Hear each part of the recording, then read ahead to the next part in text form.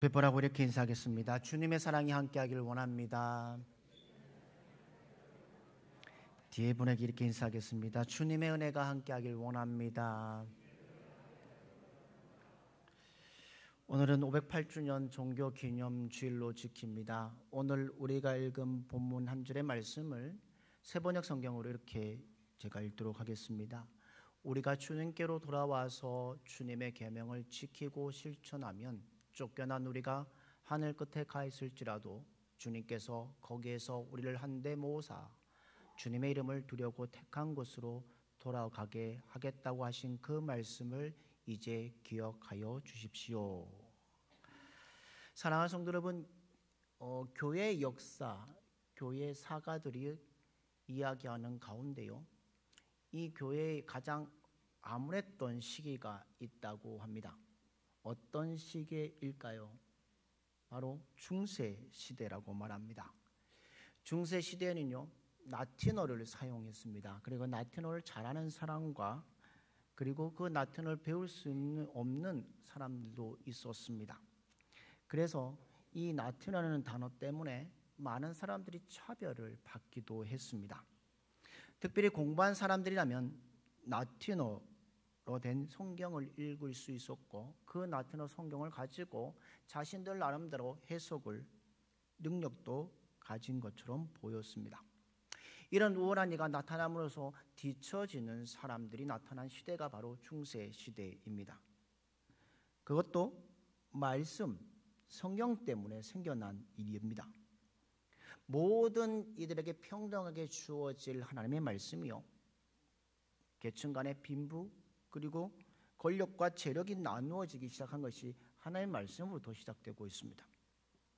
그 시대에 깨어있는 신학자나 목회자들이 라틴어가 아닌 헬라어든 독일어든 번역을 했어야 되는데 번역하지 못함으로 그 시대는 가장 암울한 시대였습니다. 여러분 잘 알듯이, 성도들도 잘 알듯이요, 권력은 참 달콤한 맛을 느끼게 합니다. 이런 한자 성어가 있잖아요. 우리 어르신들 잘 아시죠? 건불 10년 하무 11홍이란 말 무엇인지 아십니까?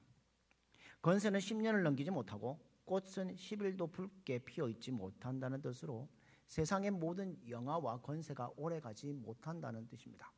이런 세대인데 그 중세시대에는 그 절대적인 의식 때문에 절대적인 권력을 가지고 자기들 나름대로 어마한 힘을 발휘했던 시대가 중세시대입니다. 성경을 해석해서 그들이 뭘 하냐면 면죄부를 팔기 시작합니다. 그런데 면죄부를 팔 때에 그들은 생각을 합니다. 어떤 반박이 오지 않을까, 반발이 나타나지 않을까 했지만 그것도 잠시, 면죄부는 불티나게 팔렸던 시대가 우리 알고 있는 중세 시대입니다. 얼마든지 하고 싶은 대로 하나님의 말씀을 자기 마음대로 해석되었던 시대였다는 겁니다. 왜냐하면 특정한 사람만이 성경을 읽었고 그것이 하나님의 말씀이라고 생각했기 때문입니다. 그런데 그것은 하나님의 말씀이 아니라 자신의 말이 되어버렸다는 겁니다. 하나님은 정말로 그 시대가 암울하고 어두웠던 그 시대 앞에서 무엇을 느끼셨을까요? 참담한 아픔을 느끼셨을 겁니다. 우리가 잘 아는 속담 가운데 밤이 깊어지면 무엇이 가까이 온다고 말합니까? 새벽이 가까움을 봅니다. 아침이 가까움을 봅니다. 정말 말도 안 되게 되는 성경으로부터 오는 모든 불평과 빈부격차, 패배감과 절망감에 빠져있던 이들에게 새로운 시대가 다가오기 시작했습니다. 무엇보다도 다른 것도 아닌 신앙으로 인해 생긴 비참한 많은 아픔의 사람들이 기독교를 떠나서 르네상스 시대, 인간 중심의 시대가 열리기 시작했습니다. 그 르네상스 시대는 새로운 시대가 아닙니다. 성경에는요, 많은 새로운 시대가 수없이 반복되었습니다. 그러나 진짜 새로운 시대는 무엇이냐? 정말 없을 것만 같았던 진짜 그리스도인들부터 시작되는 것이 참된 새로운 시작이었다는 겁니다. 그런 시대 속에 끊임없이 발부동치던 목회자와 사람들이요, 그로부터 시작된 것이 새로운 시대, 새로운 역사였다는 겁니다. 그리고 잘 알듯이 그들이 라틴어를 헬라어로, 독일어로 번역합니다. 권력을 지니지 못했던 사람들, 성경에 대해서 가까이 하지 못했던 그 사람들, 하나님부터 버림받은 같던 그들,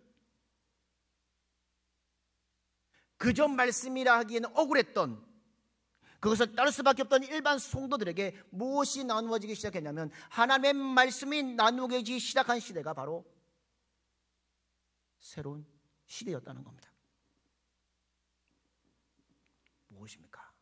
드디어 그들에게 평등하게 하나님의 말씀이 나누어지고 읽어지는 시대였다는 겁니다. 우리는 그 시대를 뭐라고 말하냐? 1517년 종교개혁 시대라고 말합니다. 아까도 우리 장로님 기도하셨지만 기독교가 세워난 것 이것입니다. 그런데 종교개혁의 5가지 원칙 가운데 3가지가 가장 중요합니다. 오직 성경, 오직 믿음, 오직 은혜를 외쳤던 그들을 통해서 평등하게 말씀이 읽어지기 시작한 시대가 바로 새로운 시대가 되었다는 겁니다. 그 시대의 은혜와 여파가 오늘도 우리에게 살아오는 우리들에게 주어지고 있다는 겁니다. 우리는 성경을 읽습니다. 성경의 어떤 패배감도 느낄 필요가 없습니다. 누군가의 해석에서 무조건 따라가야 할 권력적인 모습도 없습니다. 아무것도 몰라도 성경에 대해 원망스러워할 수도 없고 하나님 말씀을 가까이 할 수 있습니다. 그런데 잘 보십시오. 우리가 살아가는 이 시대를 한번 잘 보십시오. 우리는 그 시대를 벗어났는데 그 시대 안으로 다시 돌아가려고 합니다. 누구든지 하나님 말씀을 언제든지 편하게 읽을 수 있는 이 시대임에도 불구하고 우리는 뭐 합니까? 맹목적으로 성경을 좌지우지하는 시대를 살아가고 있습니다. 스스로가 성경 말씀을 읽고 주야로 묵상하고 하나님의 뜻을 발견했음에도 불구하고 지금 시대는 어떤지 잘 보십시오. 여러분의 영적 귀찮음, 영적 게으름 때문에 우리가 다시 라틴어 성경 앞에 무릎 꿇고 있는 시대를 살고 있지는 않으십니까? 누군가에 의해서가 아니라 스스로 패배자로 선택하는 그리스도인으로 살아가고 있지는 않으십니까? 하나님의 말씀이 있지만, 하나님의 말씀을 읽을 수 있지만, 하나님의 말씀을 통해 하나님의 뜻을 알고 있지만 말씀을 외면한 시대가 되고 있지는 않으십니까?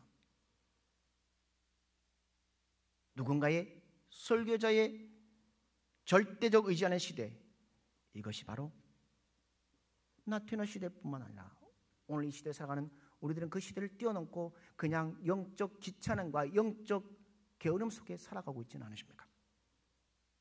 우리는 이렇게 얘기합니다. 매일 성경 앞에 두어놓고 성경을 보고 이렇게 말합니다. 진리가 무엇입니까? 라고 묻는 사람들이 있습니다.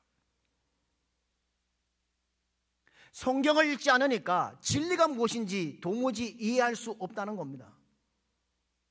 성경을 그냥 액세서리처럼 취급하고 어떤 때는 거추장스러운 도구로 이용하고 버리는 시대를 살고 있다는 겁니다. 사랑하는 믿음의 성도 여러분, 지금 여러분의 삶 속에 하나님의 말씀은 어떤 의미로 살아가고 계십니까? 여러분의 삶을 밀도 있게 구성하고 있고 여러분의 삶을 옳은 길로 인도해 주며 새로운 길로 이끌어주는 있는 말씀이 무엇입니까? 여러분은 말씀을 통해 어떤 경험을 하셨습니까? 예레미야가 이렇게 말합니다. 예레미야가 3장 19절 23절에 이렇게 말합니다. 내 고초와 재난 곧 숫과 담즙을 기억하소서. 내 마음에 그것을 기억하고 내가 낙심이 되오나 이것을 내 마음에 담아 두었더니 그것이 오히려 나의 소망이 되었사옴은 여호와의 인자와 긍휼이 무궁하심으로 우리가 진멸되지 아니함이니라. 이것들이 아침마다 새로우니 주의 성실하심이 크시도소이다. 이 말씀을 세번역 성경은 어떻게 이야기하고 있는지 우리 같이 한번 읽도록 하겠습니다. 같이 읽겠습니다. 시작. 내가 겪은 그 고통, 쓴쑥과 쓸개즙 같은 그 고난을 잊지 못한다. 잠시도 잊을 수 없으므로 울적한 마음을 가눌 길이 없다. 그러나 마음속으로 곰곰이 생각하며 오려 희망을 가지는 것은 주님의 한결같은 사랑이 다함이 없고 그 긍휼이 끝이 없기 때문이다. 주님의 사랑과 긍휼이 아침마다 새롭고 주님의 신실이 큽니다. 아멘. 사랑하는 성도 여러분, 여러분의 절망 속에 희망이 오고 모든 것이 무너질 것 같은 가운데 새싹이 돋아나고 눈물을 기쁨으로 변화시켜 주시는 새로운 시대를 열어주시는 말씀이 여러분 가운데 정녕 있으십니까? 저는 지금 여러분에게 성경을 읽느냐에 대해 질문하는 것이 아닙니다. 지금까지 여러분이 읽었던 그 말씀이 여러분에게 진짜 믿음으로 인정할 수 있는 생명의 말씀인지를 묻고 있습니다. 여러분에게 하나님의 말씀이 진정한 구원의 길, 인생의 길을 인도하는 유일한 전부인지를 묻고 있다는 겁니다. 제가 왜 이렇게 여러 가지 질문을 했을까요? 이 질문의 대답이 오늘 본문 속에 있습니다. BC 445년의 역사입니다. 그리고 거기에 새로운 시대를 열었던 것처럼 508년 전 1517년에 마틴 루터가 새로운 시대를 열었던 그 시대보다 더 앞선 2000년이 넘는 그 시대 앞에 새로운 시대를 열었던 한 인물이 오늘 본문 속에 나옵니다. 그 인물이 누굽니까? 느헤미야입니다. 그는 유대인이었습니다. 그러나 그는 가나안 땅 이스라엘에 살지 않은 사람이었습니다. 이스라엘이라는 나라는 BC 586년에 바벨론의 멸망함으로 역사 속에 사라진 나라입니다. 그리고 느헤미야의 조상들이 바벨론으로 포로로 끌려오고 그 시대를 거쳐가면서 느헤미야도 자기 나름대로 성공하고자 노력했습니다.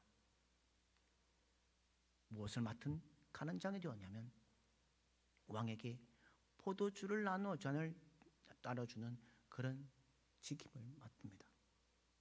왕 중에 왕 가운데 최측근의 측근이 되고 그런 삶을 살았던 자리였습니다. 그런데요, 그 자리가 느헤미야를 새롭게 열어준 시대의 자리였을까요? 물론 전문하지만 충분히 할 수 있는 자리입니다. 하지만 그 직임은 직접적인 원인이 아닙니다. 그가 새로운 시대를 열어갈 수 있던 것은 우리가 다 읽지 않았지만 느헤미야 1장 속에 다 기록되어 있습니다. 바벨론에 있는 느헤미야에게 하루는 동생 하나니아가 찾아옵니다. 찾아와서 예루살렘에 대한 상황들을 얘기하고 있습니다. 그 상황을 소식을 어떻게 말하고 있느냐? 느헤미야 1장 3절을 한번 보십시오. 느헤미야 1장 3절 말씀을 같이 읽겠습니다. 시작. 그들이 내게 이르되 사로잡힘을 면하고 남아있는 자들이 그 지방 거기에서 큰 환난을 당하고 능욕을 받으며 예루살렘 성은 허물어지고 성문들은 불탔다 하는지라. 아멘. 이런 소식을 전해 들은 느헤미야의 바로 그 반응이 4절에 있습니다. 4절에 이렇게 말합니다. 내가 이 말을 듣고 앉아서 울고 수일 동안 슬퍼하며 하늘의 하나님 앞에 금식하며 기도하여 라고 되어 있습니다. 그는 그 예루살렘 성에 대한 우는 것으로 그치지 않았습니다. 며칠 동안 금식하며 하늘의 하나님께 기도하기 시작합니다. 바로 이 기도로부터 이스라엘의 새로운 시대가 출발하고 있습니다. 기도가 중요하고 그 기도의 내용이 중요했다는 겁니다. 그 기도의 내용이 바로 그 시대에 새로운 시대를 열어가는 열쇠가 되었다는 겁니다. 사랑하는 믿음의 성도 여러분, 여러분 각자에게 한번 물어보십시오. 무엇이 하나님을 움직이게 만든지 아십니까? 성경에는 하나님의 응답받은 자들의 공통적인 특징이 있습니다. 그들은 모두 하나님의 언약의 말씀을 가지고 기도한 자들입니다. 아무리 오랜 시간 침묵 시간이 흘렀을지라도, 도무지 새로운 길이 보이지 않는 시대라 할지라도 하나님을 깨울 수 있는 방법은 언약이라는 겁니다. 기도자가 하나님을 향해 하나님의 언약의 말씀을 선포하고 기억해달라고 외치며, 하나님 이 기도의 내용들을 외면하지 마십시오, 하나님께 부르짖을 때에 하나님은 결코 외면하지 않으십니다. 그 느헤미야는 그 공식을 알았기 때문에 오늘 이렇게 기도했다는 겁니다. 말씀대로 해주십시오. 하나님 당신이 하신 말씀을 기억해 주십시오. 하나님 당신은 당신이 하신 언약을 반드시 지키시는 분이십니다. 하나님 잘못했습니다, 자복합니다. 그러면 용서해 주시겠다 하신 분이 당신이오니 용서를 허락하여 주시옵소서. 여러분, 느헤미야가 분명히 간절히 호소한 것 같지만 그 안에 뭐가 있느냐? 하나님을 옥죄고 있는 것입니다. 마치 잘못은 우리가 해놓고 하나님께 협박하고 있는 것처럼 보입니다. 오늘 우리가 읽은 본문 보십시오. 만일 내게로 돌아와 내 계명을 지켜 행하면 너희 쫓긴 자가 하늘 끝에 있을지라도 내가 거기서로부터 그들을 모아 내 이름을 두려고 택한 곳에 돌아오게 하리라 하신 말씀을 이제 청하건대 기억하옵소서. 이 말씀은 무엇입니까? 430년의 애굽에서의 탈출 후 40년의 광야 생활을 마치고 이스라엘 백성들 앞에서 모세가 하나님의 주신 명령을 얘기한 내용입니다. 하나님의 약속을 지키라고 느헤미야는 요청하고, 그 말씀하신 분이 하나님이시니까 내가 이렇게 요청하니 하나님 그 기도를 들어주십시오라는 말입니다. 그 약속의 말씀이 무엇이냐? 신명기 30장 4절에 말씀하십니다. 신명기 30장 4절 말씀 같이 읽도록 하겠습니다. 같이 읽겠습니다. 시작. 내 쫓겨간 자들이 하늘가에 있을지라도 내 하나님 여호와께서 거기서 너를 모으실 것이며 거기서부터 너를 이끄실 것이라. 아멘. 느헤미야는 이 말씀을 거론한 겁니다.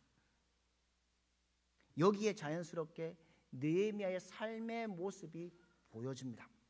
어떤 모습일까요? 신명기의 말씀을 기억하고 있었다는 겁니다. 그리고 계속해서 그 말씀을 읽으려고 노력했던 사람이 바로 느헤미야입니다. 조상들로부터 구두로 내려오는 하나님의 말씀을 절대 버리지 않고 간직했던 사람이 바로 느헤미야입니다. 하나님의 말씀을 간직한 자, 하나님의 말씀을 선포하는 자, 하나님의 말씀으로 기도하는 자를 통해서 새로운 시대를 열어주신다는 겁니다. 사랑하는 성도 여러분, 누구든 새로운 시대를 열고 싶습니다. 누구든 새롭게 시작하고 싶으시다면 바로 하나님의 말씀으로부터 시작되어야 합니다. 이것을 우리 모두에게 보여준 사람이 오늘 느헤미야 선지자입니다. 느헤미야 잘 보십시오.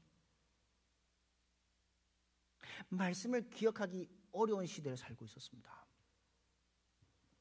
예루살렘이 아닙니다. 페르시아에 살고 있습니다. 또 어찌하면 왕이 아닌 다른 사람을 섬겼다 해서 죽을 수 있는 환경입니다. 그리고 하나님의 말씀을 찾아볼 수 없는 지역입니다. 그런데 어떤 상황 속에도 느헤미야는 무엇을 빼앗기지 않았냐면 하나님의 말씀을 빼앗기지 않았다는 겁니다. 저는 바로 이 말씀을 읽으면서 이렇게 생각해 봅니다. 이번 주 토요일이면 우리는 2025년 11월을 엽니다. 새로운 시대를 열고 새로운 달을 시작합니다. 그러면서 우리는 이 새로운 달, 새로운 문을 열어야 되지 않겠습니까? 우리의 신앙이 기존의 벽을 넘어서 완전히 새로운 국면을 맞이할 수 있기 위해서 무엇을 해야 되느냐? 하나님의 말씀이라면 가능합니다라고 외쳐야 된다는 겁니다. 며칠 동안 금식하며 눈물 흘리며 그랬던 느헤미야가 기도했던 것이 끝날 수 있었던 것이 무엇이었을까요? 하나님의 말씀이라면 새롭게 될 수 있다는 믿음이 있었다는 겁니다. 아무리 어려운 상황이라도 그 모든 상황을 역정시켜 주실 분이, 그리고 유일한 방법이 어디서부터 시작되느냐? 하나님의 말씀으로부터 시작된다는 것을 기억했다는 겁니다. 그래서 말씀으로 기도한 느헤미야는 눈물을 거두었습니다. 금식을 거두고 2장에 보면 다시 왕 앞으로 나아갑니다. 왕 앞에 나갈 때 그의 마음이 어땠을까요? 하나님이 주실 기대감에 충만했던 사람이 되었습니다. 말씀을 의지하는 자에게 주시는 하나님의 능력이라는 겁니다. 하나님의 말씀을 믿는 이들은 하나님이 어떤 일을 행하실지를 기대하고 소망하고 나아간다는 겁니다. 느헤미야가 왕 앞에 나가서 예루살렘의 성벽을 얘기했을 때에 그 왕이 어떻게 합니까? 허락하고 그 땅에 가서 52일 만에 무너졌던 예루살렘의 성벽들을 세우는 역사들이 일어났던 것을 기억합니다. 하나님 말씀을 의지한 자는 꿈꾸는 자들입니다. 하나님 말씀을 의지하고 나아가는 자는 100세의 아브라함도 새로운 길을 열어주셨습니다. 하나님 말씀을 믿고 의지하는 자에게 꿈을 꾸게 해주셨던 요셉도 있습니다. 하나님 말씀을 의지하는 자에게는 다니엘도 하나님이 보호해 주셨습니다. 말씀을 소유하고 말씀대로 살아가는 자들은 결코 절망이라는 상황 속에 떨어지지 않습니다. 말씀이 모든 것을 변화시켜주는 능력을 소유하게 한다는 겁니다. 믿음을 가진 이들은 이 말씀의 능력에 조금 더 의심하지 말아야 합니다. 사랑하는 성도 여러분, 모든 우리의 인생의 승리 공식은 말씀에 있습니다. 누가복음 1장 37절에 이렇게 말합니다. 대저 하나님의 모든 말씀은 능하지 못하심이 없느니라. 또한 하나님의 말씀의 힘은 우리가 상상할 수 없는 그것을 뛰어넘는다고 말씀하십니다. 히브리서 4장 12절에 이렇게 말합니다. 하나님의 말씀은 살아있고 활력이서 좌우에 날쌘 어떤 검보다 예리하여 혼과 영과 및 관절과 골수를 찔러 쪼개기까지 하며 또 마음의 생각과 뜻을 판단하나니라고 말씀하십니다. 말씀의 힘이 그것만 있을까요? 말씀은 우리의 인생을 헛되지 않게 해주십니다. 그것이 빌립보서 2장 16절에 말씀합니다. 우리 빌립보서 2장 16절 말씀을 같이 한번 읽도록 하겠습니다. 시작. 생명의 말씀을 밝혀 나의 다름질이 헛되지 아니하고 수고도 헛되지 아니하므로 그리스도의 날에 내가 자랑할 것이 있게 하려 함이라. 아멘. 사랑하는 성도 여러분, 우리는 말씀 있는 것에서 만족하는 삶에 머물러 있으면 안 된다는 겁니다. 그렇다고 말씀 읽는 것 중요한 일입니다. 그런데 중요한 것은 말씀을 읽었으면 그것으로 끝나는 것이 아니라 우리의 삶 속에 이어가야 합니다. 그리고 말씀으로 기도하십시오. 하나님이 움직이시도록 하나님의 말씀을 믿고 하나님의 말씀을 선포하는 여러분들 되기를 주님의 이름으로 축복합니다. 말씀이 새로운 시대를 열게 합니다. 새롭게 시작하도록 날개를 달아주는 것이 하나님의 말씀입니다. 우리는 이번 주 토요일에 11월을 시작했다고 말씀드렸습니다. 이 11월에 새로운 역사를 경험하는 11월이 되기 위해서 우리는 말씀 속에 거하는 자가 되어야 합니다. 말씀이 친히 우리를 바른 길로 인도해 주실 것입니다. 하나님 말씀은 죽은 단어가 아닙니다. 살아있는 생명입니다. 그 생명의 말씀이 우리 가운데 놀라운 일을 행하시도록, 그리고 우리 인생의 새로운 시작이 바로 이 하나님의 말씀임을 기억하고 살아가는 여러분들 되기를 주님의 이름으로 축복합니다. 어떤 분이 이렇게 말합니다. 말씀은 철도와 같다고 말합니다. 성령의 인도하심을 따라 하나님의 사랑으로 살아가는 사람들의 일상에 그 말씀에 철도 위를 달린다고 말합니다. 정확한 우리의 인생의 방향이 결정되면 하나님의 사랑이 동력이 되어서 하나님께서 계획하신 내 인생을 살아갈 수 있도록 만들어주시는 것이 말씀입니다.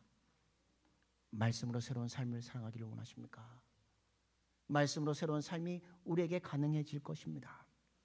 매일 말씀으로 우리의 변화된 삶으로 복된 인생을 살아가는 여러분들의 삶이 되기를 주님의 이름으로 축복합니다. 사랑하는 성도 여러분, 오늘은 508년 전 마틴 루터가 비텐베르크 성당 벽면에 95개조의 방방문을 붙여놓고 새로운 시대를 열기 위해 기념하는 종교개혁 기념주일입니다.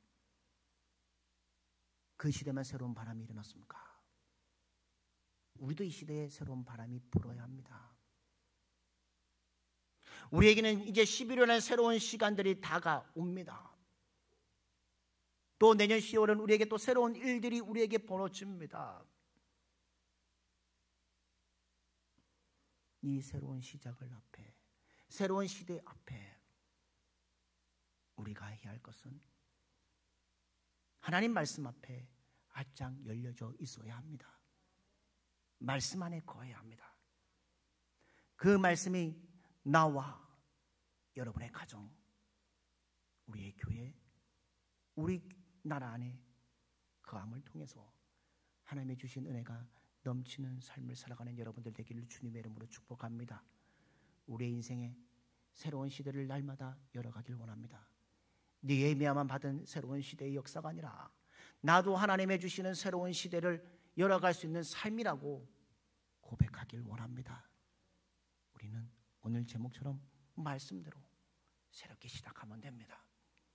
여러분 앞에 주어진 말씀 안에 거함을 통해 말씀을 통해 주실 하나님의 역사를 기억하고 말씀을 통해 우리를 이끌어 가실 그 주님을 소망 가운데 바라보고 믿음의 길을 걸어가는 저와 여러분들의 삶이 되기를 주님의 이름으로 축복합니다.